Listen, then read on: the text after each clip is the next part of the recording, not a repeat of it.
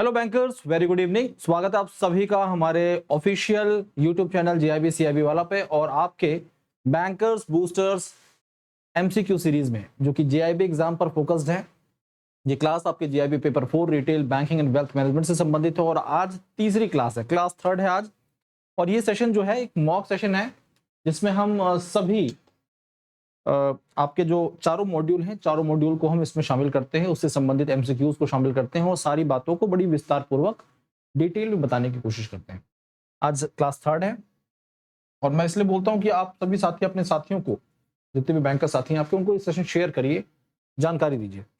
देखिए 16 नवंबर को आपका आरबीडब्ल्यूएम का पेपर शेड्यूल्ड है और हमारी यही कोशिश है कि हम इस पर्टिकुलर पेपर के लिए आपकी प्रिपरेशन इतनी अच्छी करा दें एग्जाम से काफी पहले ही कि आप निश्चिंत हो जाएं इस पर्टिकुलर पेपर में कि आपको 60 मिल जाएगा। ये चारों मॉड्यूल हैं और चारों मॉड्यूल में से मैं हमेशा बताता रहता हूं कि सबसे इंपॉर्टेंट मॉड्यूल क्या है। इंपॉर्टेंट मॉड्यूल है मॉड्यूल बी, ठीक है, मोस्ट इंपॉर्टेंट मॉड्यूल। और फिर उसका नंबर आता है मॉड्यूल डी का। मॉड्यूल ए और सी का कॉन्ट्रीब्यूशन लगभग बराबर ही है। पहला सवाल, फर्स्ट क्वेश्चन आपके सामने है और ये पहला सवाल जो है ये मॉड्यूल ए से ही जुड़ा हुआ है और मॉड्यूल ए के अंतर्गत जो यूनिट 4 है, यूनिट 4 ब्रांच प्रॉफिटेबिलिटी, इससे संबंधित सवाल जो है ये प्रॉफिट से जुड़ा हुआ है। प्रॉफिट कितने टाइप के होते हैं, तो हम लगातार इसे पहले भी डिस्कस कर चुके हैं प्रॉफिट के टाइप्स के बारे में। तो प्रॉफिट के टाइप की बात करें तो प्रॉफिट 3 प्रकार के होते हैं मेनली देखा जाए तो, ग्रॉस प्रॉफिट, ऑपरेटिंग प्रॉफिट और नेट प्रॉफिट। यहां पर बात पूछी जा रही है विच of the following statement accurately describes the definition and formula of gross profit, operating profit and net profit. तो तीनों के बारे में पूछ लिया गया कि तीनों प्रॉफिट जो है टाइप के, इनके डेफिनेशन को कौन सही तरह से समझा रहा है, बता रहा है।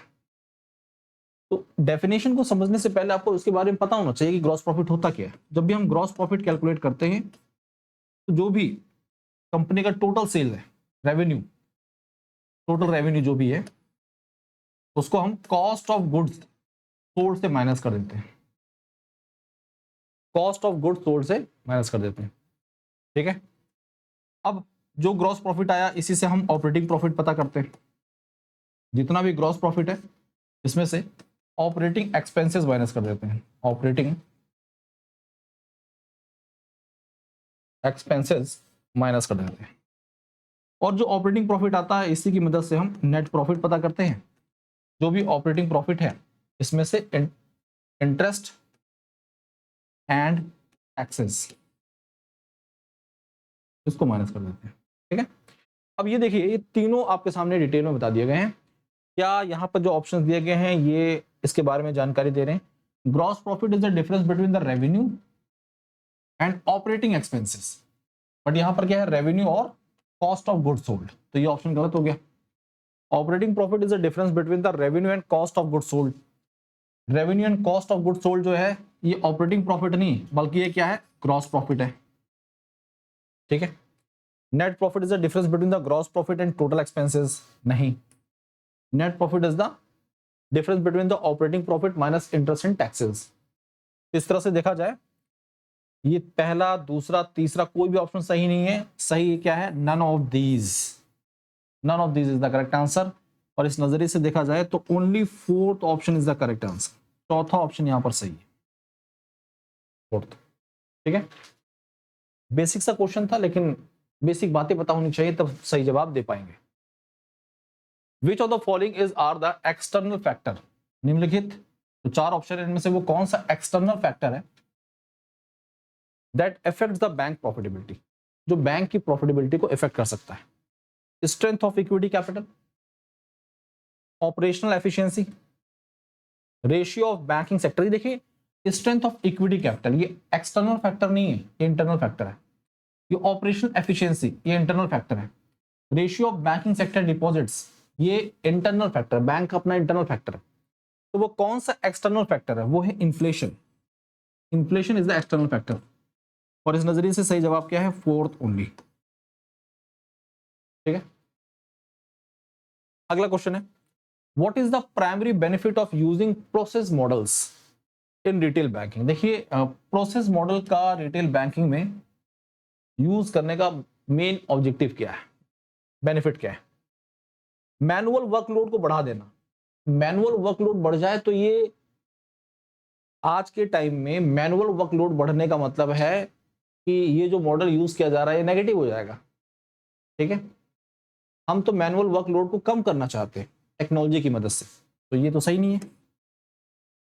Enhanced customer experience and operational efficiency, process model की मदद से कस्टमर एक्सपीरियंस और ऑपरेशनल एफिशिएंसी को एनहांस किया जाता है। बिल्कुल सही बात है, B option is the correct answer. Higher compliance risk, देखिए कंप्लायंस रिस्क जो है अगर बढ़ रहा है तो ये बेनिफिट नहीं है, ये तो एक नुकसान है। Reduce digital transformation, digital transformation reduce अगर हो रहा है तो ये भी एक नेगेटिव बात है, डिसएडवांटेज है, तो ये ऑप्शन सही नहीं है। यहां पर देखा जाए तो जो ऑप्शन पॉजिटिव है वो एक ही ऑप्शन पॉजिटिव है, बी, बाकी सब नेगेटिव ऑप्शन, तो B answer is the correct answer.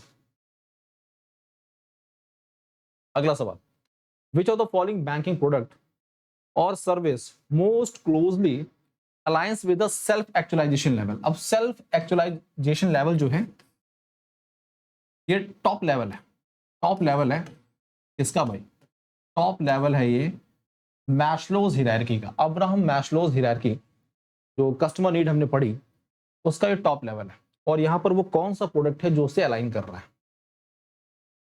तो हमने बात की थी कि भाई सबसे बेसिक जो है वो आपका फिजियोलॉजिकल नीड है, फिर आता है सिक्योरिटी सेफ्टी नीड, फिर आता है आपका सोशल नीड, एस्टीम, और सेल्फ एक्चुअलाइजेशन एक ऐसी नीड है जहां पर आपके पास जो वेल्थ है, आपने जितना कमाना था कमा लिया, अब आप उस वेल्थ को मैनेज करना चाहते हैं, उस वेल्थ को और एनहांस करना चाहते हैं। ठीक है, वेल्थ मैनेजमेंट सर्विसेज की मदद से, सेल्फ फुलफिलमेंट वाला, सेल्फ है ना, ये पोटेंशियल वाला आपका ये स्टेज होता है। तो premium wealth management and financial advisory services, तो वेल्थ मैनेजमेंट सर्विसेज किसके अंतर्गत आती हैं? सेल्फ एक्चुअलाइजेशन में। सेविंग अकाउंट ये बेसिक है, personal loan for emergency expenses, basic insurance policy, सब बेसिक है। तो ये आपके सिक्योरिटी नीड, और सिक्योरिटी नीड के अंतर्गत और साथ साथ में जो आपका फिजियोलॉजिकल नीड है उसी के दायरे में बाकी चीजें। Self actualization involves achieving personal goals, जो भी मेरे पर्सनल गोल्स है मैंने सब अचीव कर ली। फाइनेंशियल इंडिपेंडेंस हो and fulfilment, self fulfilment. Premium wealth management services help client plan for legacy creation, philanthropy, investment aligned with personal goals like starting a foundation. Other option A, B, C satisfy lower level needs like safety and security. बता चुके इसके बारे में।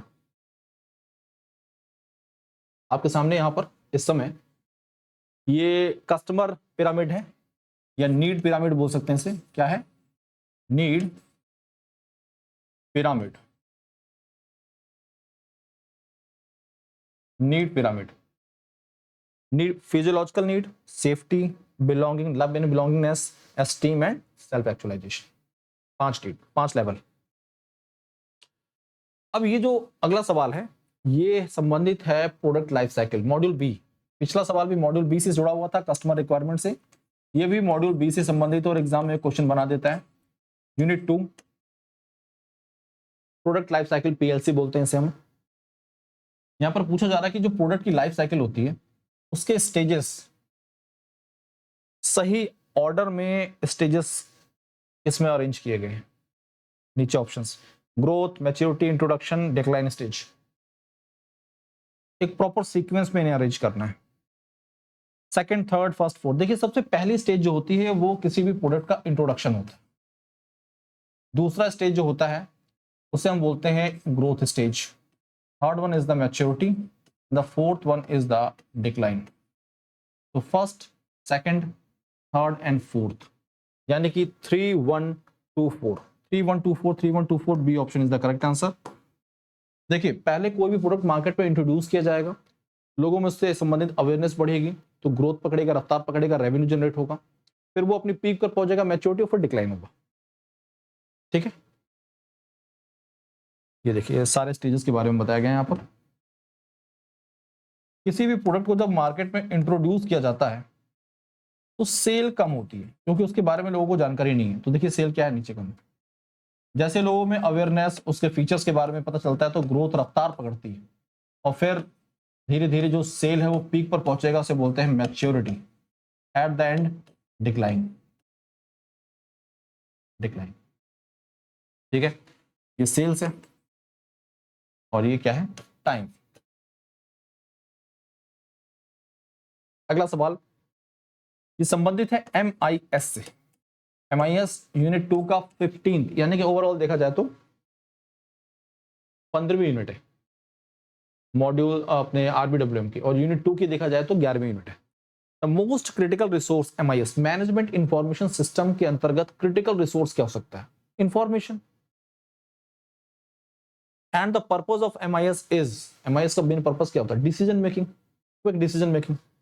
अब वही ढूंढना आपको, important resource information, money नहीं, इंपॉर्टेंट रिसोर्स मनी नहीं है, एम्प्लॉइज नहीं, इंफॉर्मेशन है इंपॉर्टेंट रिसोर्स, और exact and timely information provide करना डिसीजन मेकर्स को, जैसे वो टफ डिसीजंस ले सके। ठीक है, अगला सवाल, नेक्स्ट क्वेश्चन, ये मॉड्यूल सी से संबंधित प्रश्न है, मॉड्यूल सी से जुड़ा हुआ क्वेश्चन है, और reserve bank integrated ombudsman scheme 2021, ये निम्नलिखित में से कौन सी रेगुलेटेड एंटिटीज हैं जिनको ये कवर करता है। तो कौन सी रेगुलेटेड एंटिटीज है जिनको कवर करता है, सभी कमर्शियल बैंक्स कवर होंगे, non banking financial companies cover होंगी, पेमेंट सिस्टम पार्टिसिपेंट्स कवर होंगे, most primary urban cooperative banks, और साथ साथ में क्रेडिट इंफॉर्मेशन कंपनीज। तो ये सारी की सारी संस्थाएं RBIOS के अंतर्गत आएंगी, और यानी कि all are covered, all are covered. Exam के नजरिए से खास क्वेश्चन है, एग्जाम में एक सवाल RBWM में भी बन सकता है, PPB में भी बन सकता है, और IEN IFS में भी बन सकता है। 8वां question, module C, marketing comprises of which of the following stages. Marketing module C से संबंधित बात कर रहे हैं। इसके अंतर्गत जब भी हम रिटेल बैंकिंग प्रोडक्ट की मार्केटिंग की बात करते हैं तो कितने स्टेजेस आते होंगे उसमें। सबसे पहले मार्केट को एनालाइज करना, फिर प्लान करना उसके अकॉर्डिंग, फिर उसका इंप्लीमेंटेशन, और फिर कंट्रोल। कंट्रोल के अंतर्गत ही रिव्यू होता है, अलग से कोई रिव्यू एंड अपडेशन नहीं होता। यानी कि जो ई है ये सही नहीं है, इसका मतलब ABCD ऑप्शन सही है, यानी कि B option is the correct answer, B option बिल्कुल सही है। अब बात करते हैं मॉड्यूल डी के कुछ सवालों की।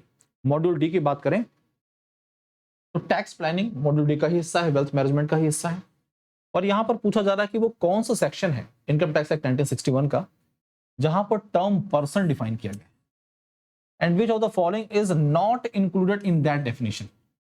जब हम पर्सन को डिफाइन करते हैं तो पर्सन कोई इंडिविजुअल नहीं है, इंडिविजुअल भी हो सकता है, और कोई वो HUF भी हो सकता है, फर्म भी हो सकता है। तो यहां पर कौन सा वो ऑप्शन है जो कि पर्सन के अंतर्गत नहीं आता है। देखिए सेक्शन 2 सबसेक्शन 31 में पर्सन को डिफाइन किया गया, इनकम टैक्स एक्ट 1961। इंडिविजुअल उसके अंतर्गत आते हैं, HUF आते हैं, बॉडी ऑफ इंडिविजुअल्स BOI भी आते हैं, फॉर्म्स भी आती हैं, बट ये लोकल अथॉरिटी सेक्शन 10 सबसेक्शन 23 इसमें शामिल नहीं। ऐसे ही असिसी क्या, कौन असिसी, जैसे कि मैं अपनी बात करूं, इसके बारे में कहां डिफाइन किया गया है, under which section of the income tax act 1961 the term assessee defined. भाई मुझे टैक्स पे करना है, जो भी लायबल होगा टैक्स पे करने के लिए उसे बोलेंगे असेसी, और इसके बारे में डिफाइन कहां किया गया, सेक्शन 2 सब सेक्शन 7 के अंतर्गत। ठीक है साथियों, बहुत खास है, एग्जाम में सेक्शन पूछे जाते हैं, और इस तरह से module A, module B, module C, module D सभी के हमने सवालों को यहाँ पर डिस्कस किया आपके साथ। अब ले चलते हैं आपको GIB एग्जाम के वन स्टॉप सॉल्यूशन के पास। One stop solution GIB exam से संबंधित GIB महापैक, चारों पेपर यानी कि आपके चारों पेपर जो हैं ये इस महापैक के अंतर्गत कवर किए जाते हैं। 15+ बैचेस का एक्सेस मिलता है, मॉड्यूल वाइज DPPs मिलती हैं, क्विजेस मिलते हैं, मॉक टेस्ट मिलते हैं, डाउट सॉल्विंग सेशंस मिलते हैं, ये सब चीजें आपको मिलेंगी यहाँ पर। 3 वैलिडिटीज में उपलब्ध है। 6 मंथ का सब्सक्रिप्शन आपके लिए 2799 का है, 1 ईयर 3999 एंड 2 ईयर 5999 में अवेलेबल है। आपके डिमांड पर ऑफिसर्स जैब फाउंडेशन बैच 1999 में लॉन्च कर दिया गया है, साथ साथ में MCQ बैच को भी उतार दिया गया है, 2499 में उपलब्ध है। इसमें फाउंडेशन बैच आपको फ्री मिल रहा है, सबसे खास बात। GIB फाउंडेशन बैच 2.0 नवंबर 2025 1999 में उपलब्ध है आपके लिए। इंडिविजुअल बैचेस की बात करें तो वो 799 में उपलब्ध है। कोई पेपर रह गया तो आप इंडिविजुअल बैचेस के साथ जुड़ सकते हैं। और ये मेरा टेलीग्राम चैनल jab_cap भाई भास्कर सर, उस पर जुड़कर अपने डाउट्स क्वेरीज पूछ सकते हैं। बुक्स की बात करें तो जैब bankers a set of 4 books बहुत ही इफेक्टिव बुक्स हैं, 1224 में उपलब्ध हैं अमेजॉन, फ्लिपकार्ट, इन सभी प्लेटफॉर्म पर। और ये टेलीग्राम चैनल, इसे याद रखिए, अपने आप को इससे जोड़ लीजिए। कोई भी डाउट, कोई भी क्वेरी, बेफिक्र होकर सवालों को पूछिए। आज के लिए अभी के लिए इतना ही। धन्यवाद। पढ़ते रहिए, आगे बढ़ते रहिए। Thank you.